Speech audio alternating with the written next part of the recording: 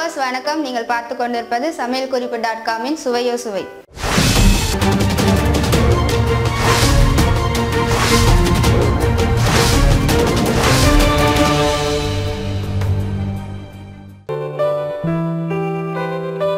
இட்லி உப்புமா பண்ணுறதுக்கு என்னென்ன பொருள் தேவைன்னு பார்க்கலாம். ஒரு 4 இட்லி எடுத்து நான் எப்படி உதிர்த்து வச்சுருக்கிறேன்.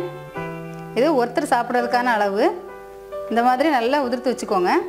நறுக்கின வெங்காயம் 1, கடலைப்பருப்பு 1 ஸ்பூன், உளுந்தம்பருப்பு 1 ஸ்பூன், காய்ந்த மிளகாய் 2, கடுகு 1 ஸ்பூன், கருவேப்பிலை சிறிதளவு, உப்பு தேவையான அளவு, எண்ணெய் தேவையான அளவு. இட்லி உப்புமா எப்படி செய்யறதுன்னு பார்க்கலாம். அடுப்பு ஆன் பண்ணி கடாய் அடுப்பில் வைங்க. இப்போ 2 ஸ்பூன் எண்ணெய் ஊற்றிக்கோங்க. எண்ணெய் சூடாகட்டும்.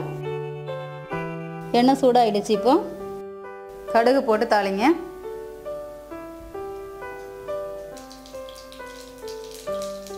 இப்போ கடுகு வெடிச்சிருச்சு.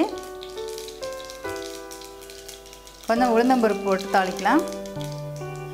அதுக்கப்புறமா எடுத்து வச்சுக்கூட கடலைப்பருப்பு, காஞ்ச மிளகாயை 2 இப்படி கிள்ளி போட்டுக்கோங்க.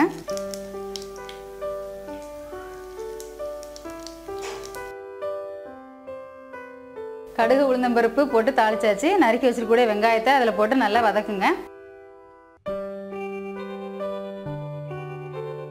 இப்போ நல்லா வெங்காயம் வதங்கிட்டு இருக்கு. நல்லா வதங்கட்டும். கொஞ்சமா உப்பு சேர்த்துக்கோங்க.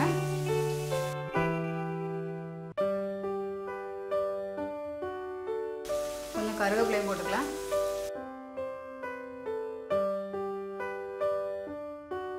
வெங்காயம் கொஞ்சம் வதங்கினதுக்கு அப்புறமா நம்ம ஊற்றி வச்சிருக்கக்கூடிய இட்லியை அதில் போட்டு நல்லா ஃப்ரை பண்ணணும். நல்லா ஃப்ரை பண்ணுங்க.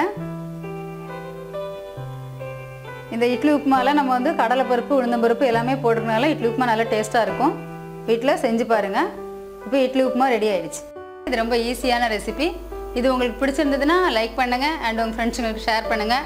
இது பற்றின கருத்துக்களை கமெண்ட்ஸில் சொல்லுங்கள். நன்றி, வணக்கம்.